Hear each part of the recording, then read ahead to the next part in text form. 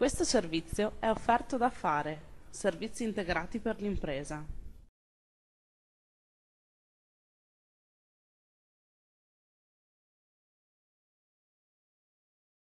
Da subito Badia Polesine si è distinta per la particolare attenzione alla ricorrenza e anche quest'anno la giornata del ricordo è stata puntualmente onorata il 10 febbraio in via Martiri delle Foibe, a cura delle associazioni Identità Europea, Spazio Nuovo e Pico della Mirandola.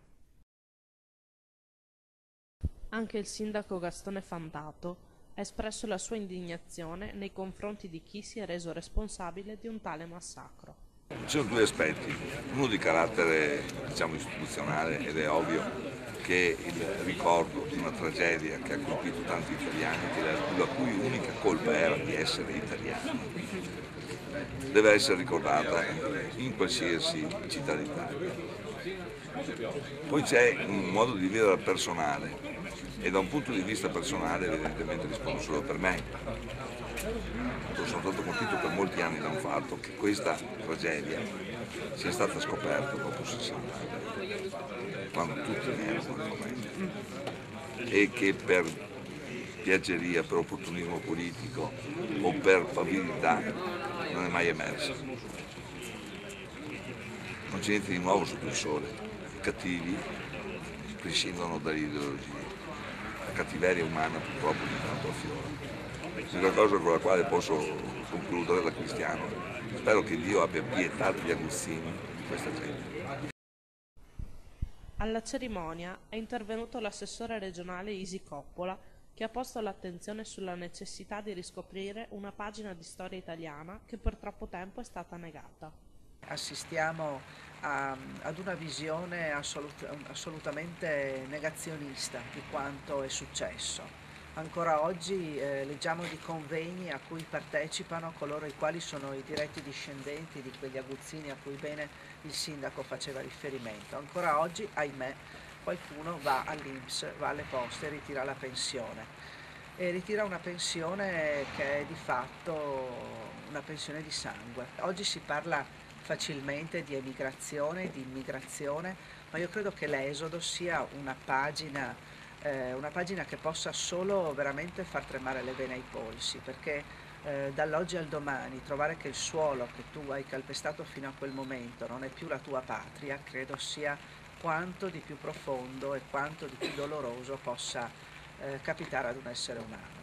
E quindi sono pagine di storia che hanno un valore non solo perché non vi è nessun popolo che merita un futuro se non ha coscienza del proprio passato, ma anche perché probabilmente oggi molti valori di quello che è una storia anche nazionale vengono a volte sfumati in altre situazioni che non hanno assolutamente motivo di esistere. Peraltro noi come Regione Veneto abbiamo distribuito, ormai questo è il terzo anno, un cofanetto con la bandiera italiana distribuito in tutte le scuole e con non solo un libro che contiene quelle pagine che ahimè gli altri libri non contengono, ma anche e soprattutto contiene un video, quindi per i ragazzi anche di facile fruizione, che appunto racconta l'esodo.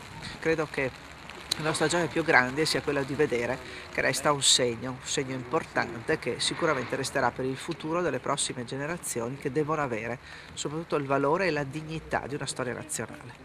La giornata del ricordo si è conclusa in serata nella sala convegni dell'Abbazia della Vangadizza, dove si è svolto il convegno Istria e Dalmazia, gli italiani dimenticati.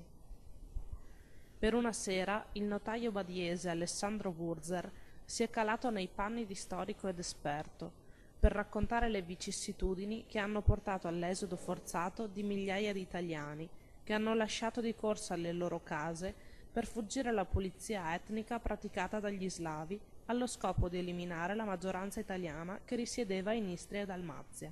Quello che mi dicevano i miei genitori e che sentivo anche dagli altri, la cosa più dolorosa era sentire che venivano ammazzati solo perché erano italiani. Cioè era una colpa, purtroppo, è diventata una colpa. Gente che era anche fino a qualche anno prima ben accettata, ben accolta, c'erano medici, c'erano per dire, insomma, insegnanti, purtroppo non c'è stato riguardo a nessuno, riguardo nel senso umano. Il fatto che adesso siano passati tanti anni, che diciamo la cosa si sia ammorbidita col tempo, non toglie il fatto, al di là dei morti poveretti, ma per i vivi invece la vergogna è tanta. Nel giro di pochi giorni, migliaia di nostri connazionali sparirono inghiottiti dalle foibe ad opera dell'Armata Popolare di Liberazione della Jugoslavia e spesso anche di gruppi di partigiani italiani, o furono costretti ad abbandonare le loro case per fuggire all'occupazione della regione da parte delle truppe di Tito. Ed è stata una narrazione pregna non solo di fatti storici, quella di Wurzer, ma anche di piccoli aneddoti che gli hanno tramandato i suoi genitori, entrambi esuli. La mia famiglia fu destinata, mia mamma fu destinata a Roma, dove c'era appunto questo grosso complesso dove furono accolti in tanti esuli. Mio papà era già a Roma perché era ufficiale di marina, quindi era al distaccamento della marina che c'era a Roma. I miei genitori infatti si sono conosciuti e si fidanzarono, praticamente scoprirono poi di essere tutti e due istriani solo dopo, inizialmente neanche lo sapevano, quindi fu una cosa anche divertente.